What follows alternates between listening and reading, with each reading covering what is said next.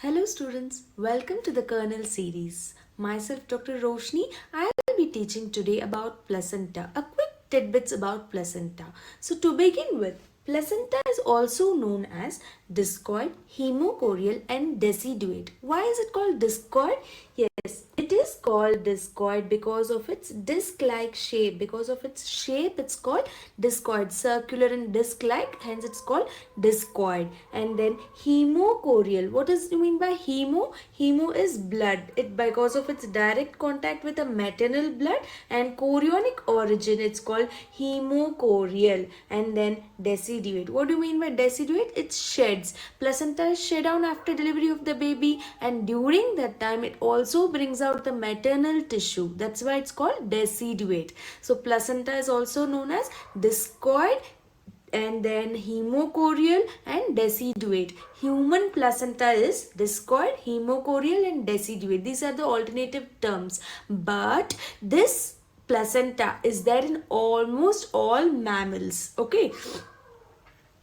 Next, going ahead with the connection. What does placenta basically function? It connects the maternal and the fetal tissue. So what is the maternal tissue? It is the direct contact with the uterus, and to the fetus, how is it connected? Via the umbilical cord. So it is in direct contact with the fetus via the umbilical cord and direct contact with the uterus by attaching to the uterus. So this is how the placenta is attached. Placenta is direct contact with the uterus, and via umbilicus it is connected to the fetus. That's how it establishes a connection between the mother and the fetus.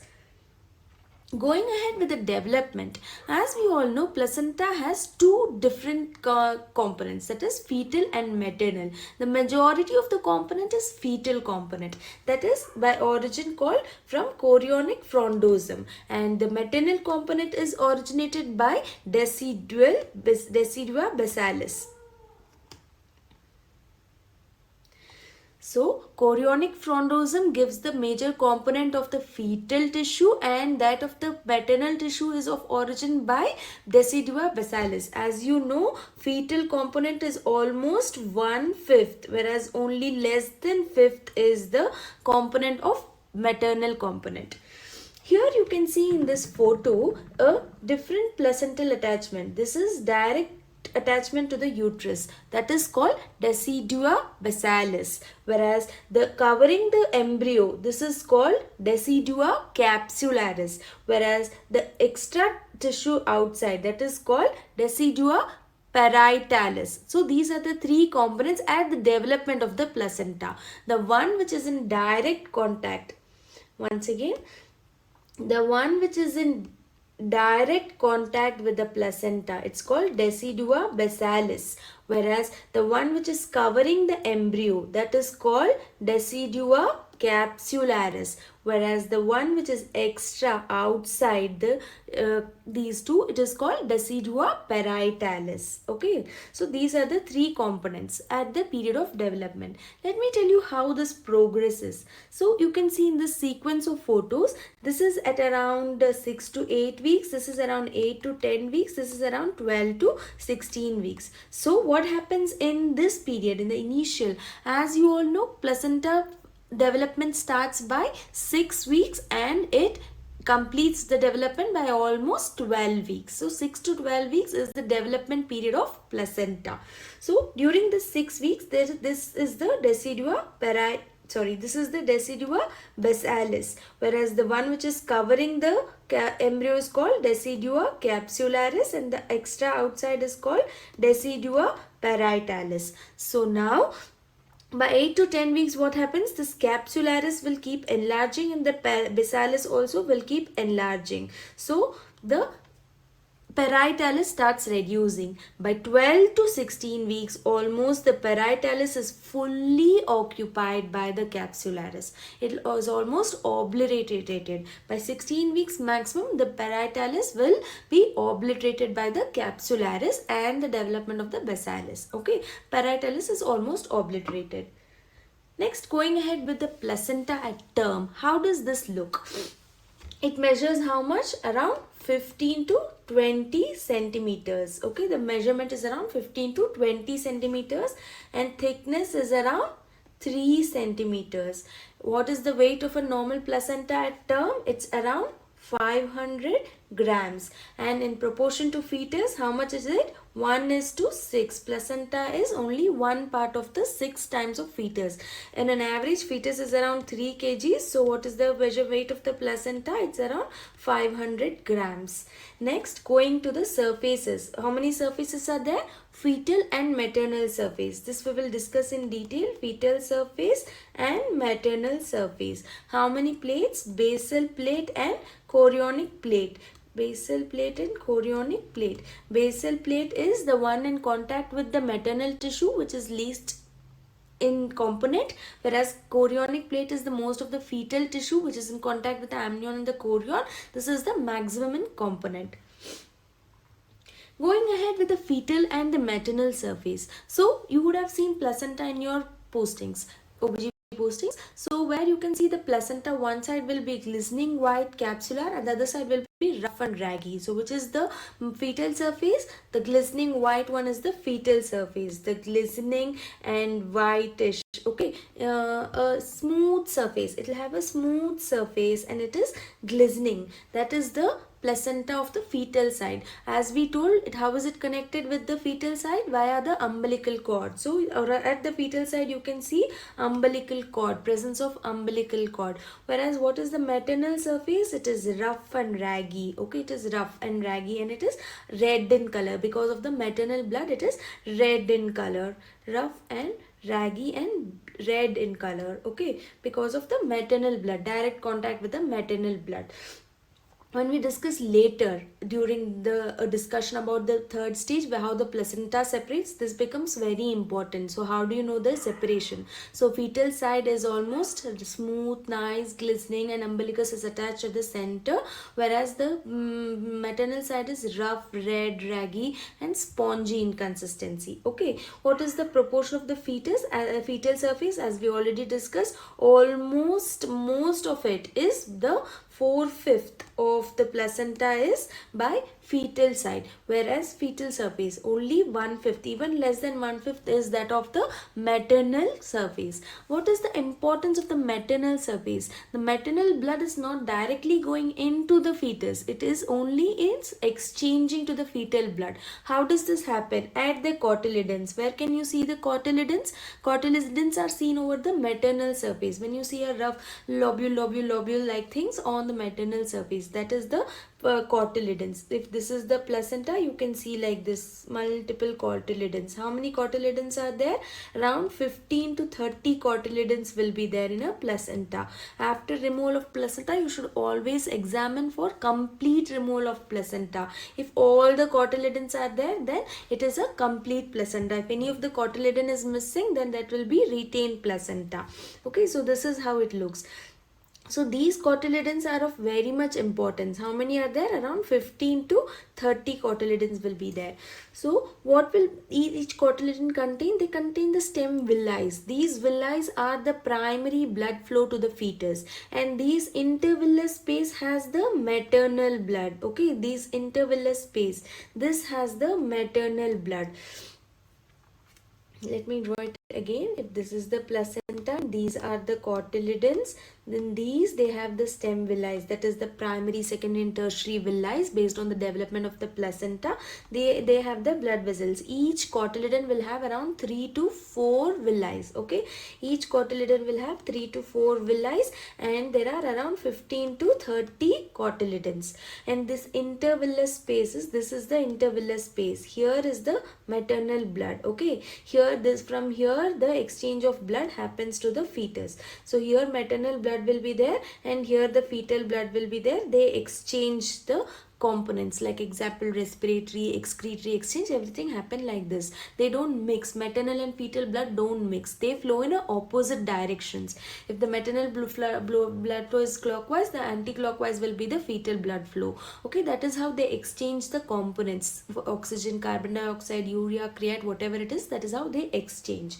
Okay, you understood? Next, going to the placental circulation. Placental circulation is of two important components. One is uterus to placenta, how does the blood flow happen, and second is placenta to fetus, that is fetoplacental. One is uteroplacental circulation and one more is fetoplacental. Uteroplacental circulation and one more is fetoplacental, between the uterus and placenta and between the fetus and placenta. How does the blood flow happen? So what is the normal volume of blood in the placenta? It is approximately around 500 ml of blood is always there in placenta. And then in that 150 ml will be in the intervillous space, okay, intervillous space, and 350 ml will be in the villi, inside the villi. As we already told you here in this photo, this is the villi. Each villi will have around not all the villi together will have around 300 ml of blood, and this intervillous space will have around 150 ml of blood. Okay, that is the volume of blood. Coming to blood flow per minute, in a minute almost 500 to 600 ml of blood will be flowing to the placenta. That means maternal blood flows 500 to 600 ml. Maternal blood is in which component? Is the intervillous component. So in a minute almost 3 to 4 times the intervillous space, the maternal blood is changed. In a minute 3 to 4 times the blood is changed. Okay, it is not the same blood. 1 minute also will not have 500 ml of stagnant blood. Okay, in a minute 3 to 4 times of the blood is changed. The intervillous space will have the maternal blood, and that blood is changed 3 to 4 times in a minute. Because of 500 to 600 ml per minute is the blood flow. That is why hemorrhage is the most common complication of pregnancy leading to maternal death. Okay, what is the pressures? Coming to the pressures during uterine contraction. The pressure is around 15 to 30 mm of Hg, and during during uterine contraction it is around 30 to 50 mm of Hg, whereas that during the uterine relaxation it is around 10 to 15 mm of Hg. That is the blood flow pressure. Okay, and the arterial circulation. Let me tell you in detail about this arterial circulation. What is this arterial circulation? This is it becomes very important in your hypertension and IUGR cases. So knowing the basic pathophysiology or physiology behind the development is very important. So what is arterial circulation? The blood flow to the fetus will keep on increasing because of as the fetus grows in size, the demand increases. That is why the blood flow demand increases. So what is the physiological change that happens? By around 12 weeks, okay, the spiral arteries of the uterus, okay, spiral arteries are invaded by the trophoblastic cells. This is called trophoblastic invasion. This is step 1, okay. First stage invasion of trophoblastic cells. First stage invasion will happen by 12 weeks. Here the spiral arteries are invaded up to the endothelium, where the muscle wall, the muscular elastic layer is replaced by the fibrinoid material, okay, and hence the blood flow is easy. By around 16 to 18 weeks, what happens? Even the radial arteries, okay, radial arteries are invaded, okay, by second stage of trophoblastic invasion. Okay, that is why it is very important. Second stage invasion of trophoblastic layer is very important, because if this doesn't happen, the elasticity is not lost, then there is always pressure. The uterus has to, or the heart has to pump a lot to pass the blood to the fetus. If this elastic tissue is lost and it becomes just a tube like a thing where blood easily flows, then the heart need not pressurize much to flow the blood to the fetus. Okay, that is why this fibroelastic invasion is very important. This happens by 12 weeks, that is first stage. In the spiral arteries, you should know by 12 weeks which artery is invaded, that is spiral artery, and by 16 to 18 weeks which artery is invaded, that is radial arteries. Okay, this arterial invasion will cause the high flow and low resistance. Okay, because this muscular elastic layer is invaded, it becomes a single tube like. For example, if a tube is very much constricted, the pressure to flow the blood will be more, whereas the tube is like this, easy to flow. There need not be, heart need not pump a lot. Okay, that makes it high flow and low resistance. This is very important in the development of the fetus and to prevent complications. Okay, this arterial invasion of spiral and radial arteries is very important. Let me show you in this photo. You can clearly understand here. See, this is the trophoblastic invading cells. Okay, this is how it should invade. If it doesn't invade, if it is like this only as in the second photo, it will end up in preeclampsia, IUGR, growth retardation, all these things. Okay, if this invasion doesn't happen, the flow, it will become less to the fetus. It becomes very difficult for the heart to pump through the small vessels, whereas here you can see, because of the invasion, the vessels have become tubular, non-elastic and easy to flow. Okay, that is why there is no much pressure from the heart. Here the heart pressure raises very much to push the blood into the placenta and the fetus. Okay, so this is about the uteroplacental circulation. What is the amount of blood, what is the permanent flow, what is the pressure, and what is the arterial changes that happens in the uteroplacental space. What coming to the fetoplacental space, this is how the fetus will excrete its blood to the placenta and where the exchange happens. As we already told in cotyledons how the exchange happens. Now coming to the umbilical artery. How many umbilical arteries are there? Yes, 2 umbilical arteries are there. If this is the placenta, this is the umbilical cord which comes from the fetus. There are 2 umbilical arteries coming from them. Each of them supply to the one half of the placenta, one half by one umbilical artery, the other half by the other umbilical artery. They carry what? Umbilical arteries carry deoxygenated or impure blood from the fetus, which is having low in saturation of oxygen and high in carbon dioxide, and will have other excretory waste like, for example, urea, creat, all these things will come out from the fetus, come to the placenta, and it gets exchanged with the maternal blood via the cotyledon, intervillous space and the villi, where they get exchanged. Okay, they do not mix, they only components, oxygen and urea, creat will get exchanged. Okay, so this is the umbilical artery which supply on the either side. And what is the permanent blood flow to the placenta via the umbilical cord? It is around 400 ml, and this is purely by the pumping of the heart. Okay, this fetal heart will pump and then it will come to the placenta. Okay, this is only by fetal effort. Okay, an umbilical vein will carry the oxygenated blood back to the fetus, as how it is in a reverse. Okay, umbilical arteries carry deoxygenated blood, and they umbilical in the placenta at a rate of 400 ml per minute, it will get exchanged, and then it will carry back the good, umbilical vein will carry back the good blood to the placenta, to the fetus. Now let us discuss about placental barrier. There is a membrane. I told they only get exchanged. It is not that they get mixed. They only exchange the components, oxygen and carbon dioxide, urea, creat. These get exchanged, but they don't mix. How does that happens? By the placental barrier. Remember, placenta is one of the weakest barrier. It is not at all strong. Okay, it is not a strict. No means no. It's not like that. It keeps on telling, okay, fine, take it. Okay, fine, take it. That is why placental barrier is a weak barrier.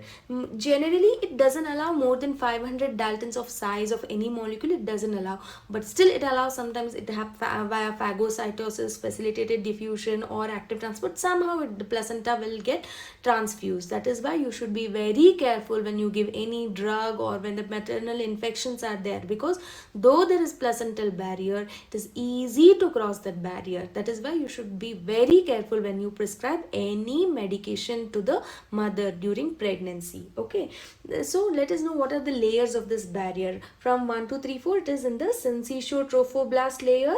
That is here. You can see this is the syncytiotrophoblastic layer, and then comes the cytotrophoblast. Okay, this is towards the maternal side and this is towards the fetal side. So maternal side, from maternal side we are starting. First is the syncytiotrophoblastic, then comes the cytotrophoblast, and then comes the basement membrane. Okay, this is the basement membrane here. You can see this is the basement membrane. Okay, this is the basement membrane, and then the stromal tissue. Okay, and then the endothelium of the fetal villi. Okay, this is the capillary walls of the fetal blood vessel. Here is the maternal blood, here is the syncytiotropoblast, here this cytotrophoblast, and this is the basement membrane, stromal tissue, and the endothelium or basement membrane of the villi here. Okay, this is the fetal blood, this is the maternal blood. Okay, this is the barrier. Though it's so many layers we told, what you know what is the thickness of this? It is only 0.025 mm. Okay, it's very thin membrane. As though we say so many layers are there, it's very thin, very easy to diffuse structure components from here to there. That is why we should be very careful of this membrane. Next, going ahead with the placental function. Yes, as you all know, placenta has vast function, starting with the respiratory. It exchanges oxygen, carbon dioxide, everything is exchanged between the mother and the fetus via the placenta only. That is the respiratory function. And then excretory function, your urea, creat, other excretory wastes are excreted via placenta. Nutritive function, it also has lot of nutritive effect. It will give lot of nutrition to the fetus via transporting glucose, all the immune factors and the amino acids, everything is transferred via the placenta to the fetus. Endocrine function, this is the major function of the placenta. Endocrine function, it almost gives all the hormones to the fetus via placenta, be it hypothalamic hormones, pituitary hormones, or just the pregnancy growth factor hormones. Many beta HCG, everything is produced by a placenta to the fetus for its growth. Placenta takes over from the corpus luteum from 9 to 12 weeks. By 12 weeks, placenta is fully formed, and from then it gives pregnancy maintaining hormones, progesterone, it gives steroids to prevent immunosuppression, to prevent graft rejection. Okay, and it also gives thyroid function, insulin like growth factor function, many anti-natrial peptides, many endocrine functions are done by placenta. And barrier function that we already discussed, it will act as a barrier, though it is not a good barrier, but it is a barrier. And immunological function, yes, you should know this.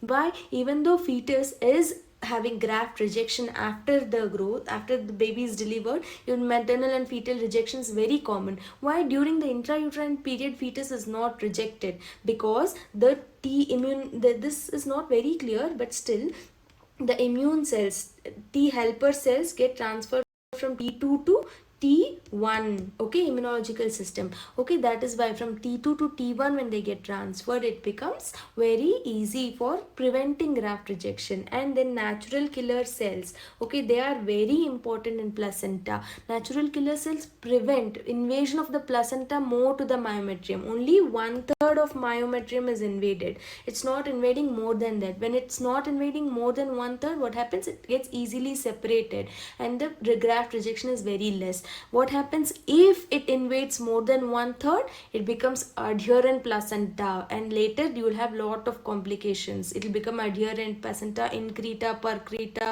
accreta, all these complications you can see. Okay, that is why they are very important. And also they provide immunity from maternal and maternal infections to prevent from the getting transferred to via uterus to the fetus. Okay, this is all about the placental functions. I hope this made the class very easy and you understood about placenta. Thank you. Happy learning.